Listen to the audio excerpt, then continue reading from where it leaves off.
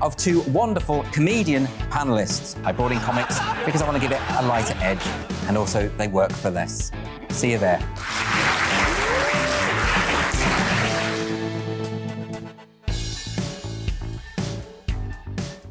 Join my show Farage, 7 p.m. till 8 p.m. Monday through Thursday, and there you will get opinion, analysis, debate, and I'll cover stories that nobody else dares to touch.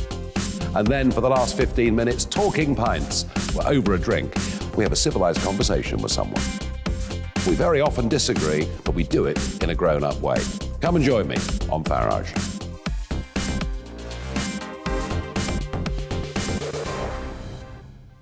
I'm Colin Brazier. I've reported from more than 70 countries around the world, covered wars from Afghanistan to Iraq, from Lebanon to the Balkans. I'm trying to bring that experience, that feel for events, to the studio. And something else. I'm ready to give an opinion. Today's stories with a spark. Brazier from 8 p.m. weekdays on GB News.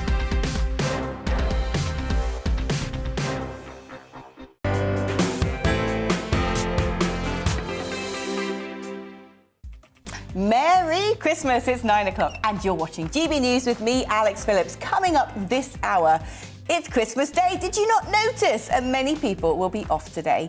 Carers are at risk of burnout, with almost 2/3 having not had a break during the pandemic at all. Plus, Talking Pints, Nigel Farage is back at some of his best Talking Pints guests in 2021. You don't want to miss it. In this episode, he's joined by Jacob Rees-Mogg, Candace Owens, Peter Hitchens, Big Phil Campion and Kerry Katona. But first, here's the news.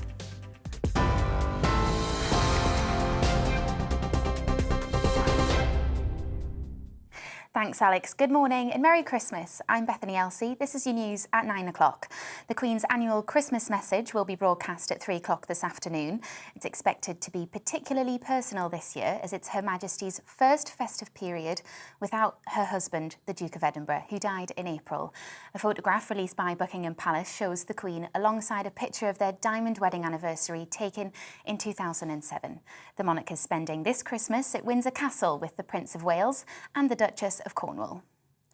Vaccination centres remain open today amid a steep rise in coronavirus cases. Staff and volunteers are giving vaccines as part of the Jingle Jab campaign. They'll also be dispensing boosters and jabs tomorrow on Boxing Day. Daily COVID infections continue to rise, with more than 122,000 cases recorded over the last 24 hours. That marks a third consecutive day of record high cases. Deaths from COVID-19 could be reduced by up to 54% if new restrictions are introduced in the next few days.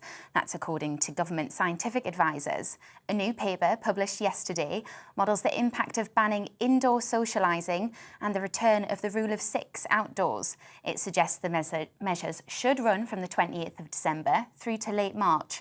Ministers are expected to make a decision early next week on whether to introduce any new restrictions. Meanwhile, the number of staff shortages caused by the wave of Omicron infections are putting heavy pressure on the NHS. It has been intense. I would say this has been quite like a rapid, steep incline, which previously in the other waves it tended to feel a bit more of, we were able to predict it, but Omicron seems to have come on really quickly. We felt almost like we were coming to a point where things were getting better and improving, but just shows the nature of COVID and of Omicron specifically. You never can predict things, and it just, I think there's a sense of vulnerability amongst the staff members. Meanwhile, the Archbishop of Westminster has urged the government not to reintroduce restrictions on churches. Cardinal Vincent Nichols says people can make good judgments for themselves, and that large spaces such as churches are not where the virus is spread. The Prime Minister has said he will not hesitate to act after Christmas if required. The UK government has condemned the launch of ballistic missiles by Iran.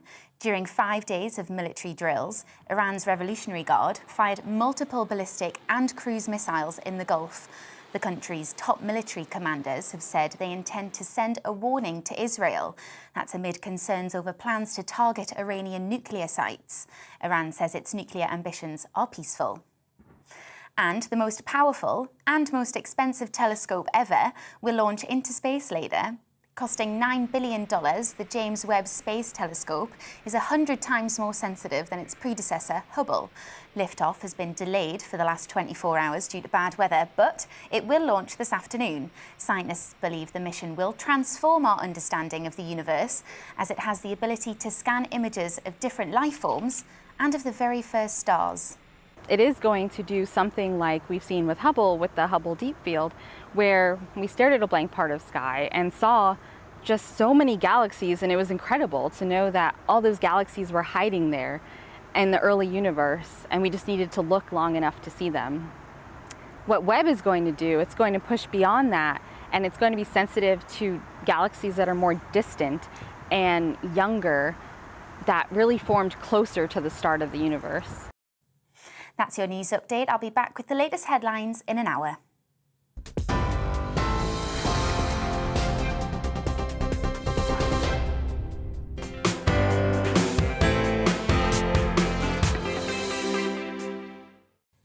Can I just say, who else out there loved the Geordie headlines with Bethany? I did. What a beautiful accent to be waking you up with the news on Christmas morning.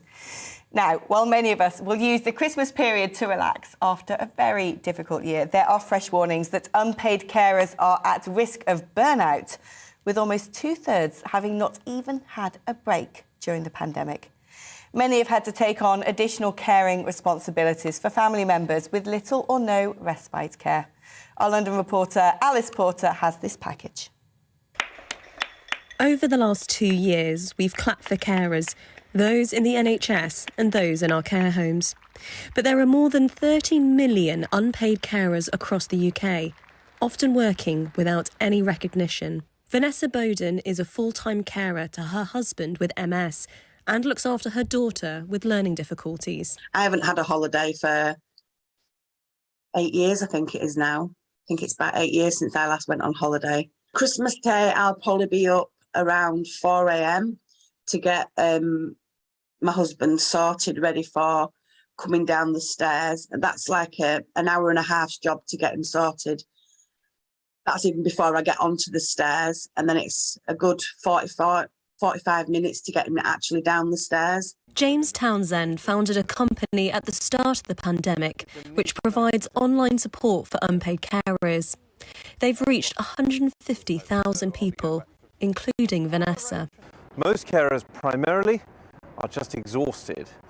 The real challenge for Christmas is to try and make sure that you're keeping going with the things that you need to do every day, whilst combining that with the regular challenges of Christmas as well.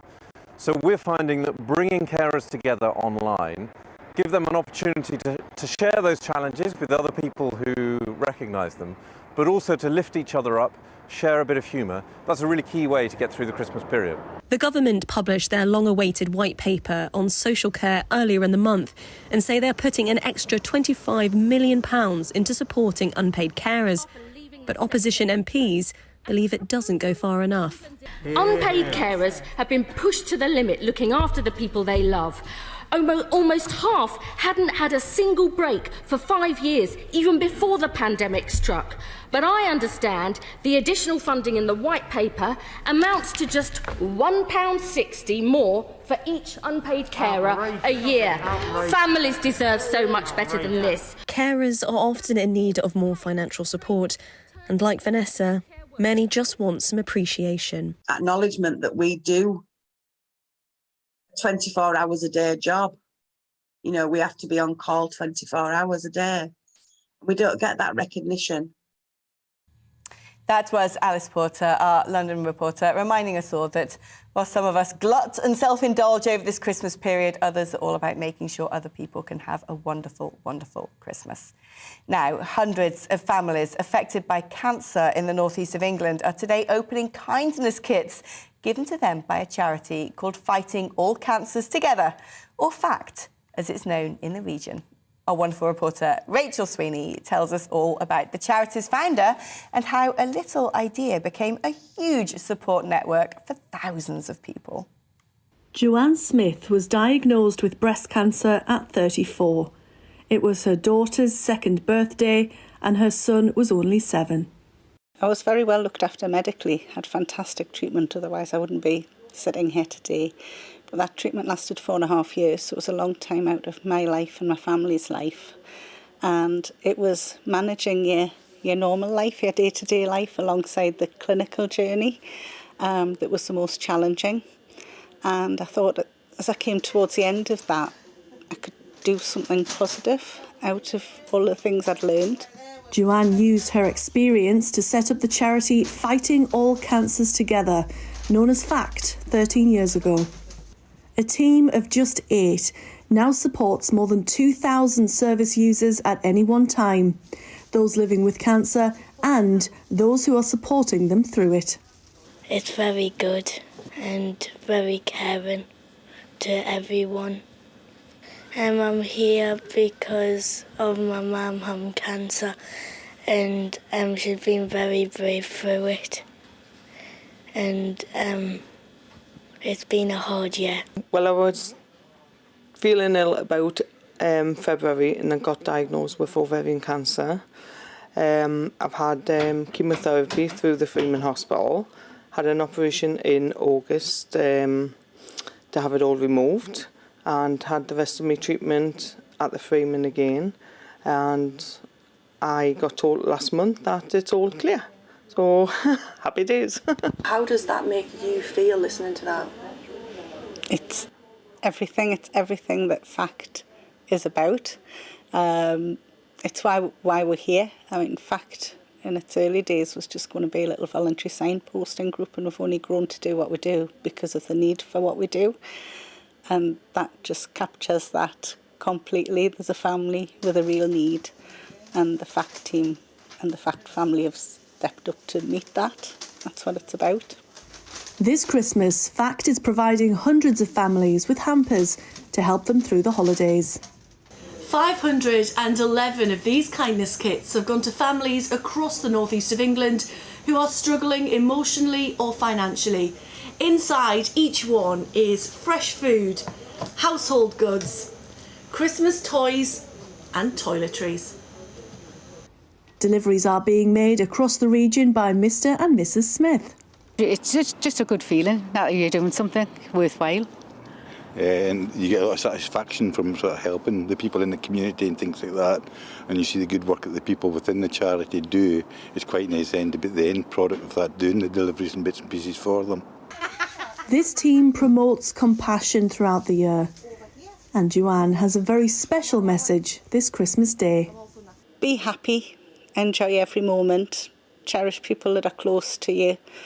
That's certainly something that we see our FACT family doing all year, but Christmas Day does stand out, doesn't it? So we need to make it a special one and just love the people that you have with you at that time. Well, Christmas is here right now today, 25th of December. Where have you been? During the past weeks, you might have been listening to countless Christmas songs to uplift your spirit. Oh no shame in that. It has been quite a tough year though, so a bit of Christmas spirit is always welcome. And indeed, we confirmed that Lad Baby, I've never heard of him, has broken the charts as the Christmas #1 single.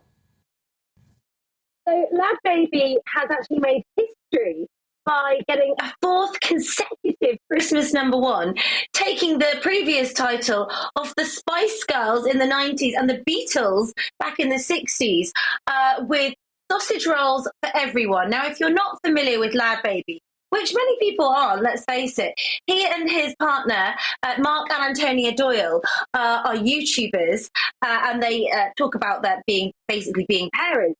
Every year for the past 4 years, they've released a Christmas song about sausage rolls. They're actually not even original songs. They're taken from, they're kind of concepted from other songs. But the good news is they do raise money for charity. So they've been raising money for the Trussell Trust, which is a food bank charity. But this year's quite different, actually, because Ed Sheeran and Sir Elton John feature on Sausage Rolls for Everyone, and yeah, they actually sing on it as well, so it is quite interesting. But the reason I think Ed Sheeran and Sir Elton John got involved with this single this year, Sausage Rolls for Everyone, which is actually a copy of their song Merry Christmas, which is number 2 in the charts at the moment, is that Ed Sheeran and Sir Elton John didn't want to lose out to Lad Baby, because obviously the fight for Christmas number 1 is really tough. And even Ed Sheeran has phoned Lad Baby to congratulate him on air on Radio 1 yesterday, to say, you know, hats off to you, friend, because it's a really hard thing to do. Well, if you have not been watching for the last 3 hours, where have you been? Probably sleeping. That's the sensible thing to do. But the glorious Patrick Christys and I have been waking up the nation every morning with our kind of gonzo, hectic, bedlam Christmas specials from 6 a.m. until 9 a.m. every morning. And that little run of events ends tomorrow. So do set your alarms and join Patrick and I for your Boxing Day special. It also happens to be my birthday, and it's going to be more raucous than ever. But now, coming up after the break, the best moments from Talking Pints. But first, let's take a look at the weather. Something tells me it's not a white Christmas, but we need some expert from the Met Office to tell us anyway. See you tomorrow morning. Have a wonderful Christmas. It's time to remind ourselves there's always another winter. Canary Islands sponsors the weather. Hello, Merry Christmas. A festive frost to wake up to if you're in Scotland. It will be cold throughout today in the north and the east, wet elsewhere and fairly mild in the southwest. Big contrasts across the country at the moment. We've got cold air sinking south across northern parts of the country, the dividing line being this weather front. And this weather front brings milder and wetter conditions to the southwest. So outbreaks of rain throughout much of the day, I think, for Wales, into parts of central southern England, the southwest. The rain on and off, but heavy and persistent at times. Further north, staying dry for the time being, but rather cloudy for Northern Ireland, much of northern and central England, East Anglia, and further north again, sunny spells for Scotland and parts of northern England. Cold in the north, feeling even colder in the strong wind which we'll see across the north and especially over hills. Much milder further south, 11 or 12 Celsius in the southwest, but not feeling very pleasant because of the wet weather throughout much of the day. That rain, though, does march north through the Christmas Day night, and it's likely to mix with the colder air further north. And so, over the Pennines, the higher ground of central and southern Scotland, above 300 or 400 metres, the risk of disruptive snow, and even some drifting because of the strong winds accompanying that snow. So some tricky conditions on some trans-Pennine routes and the higher parts of southern and central Scotland first thing tomorrow. Drier and brighter, but rather frosty to start things off for the north of Scotland. And for Northern Ireland, Wales, Western England, showers on and off with some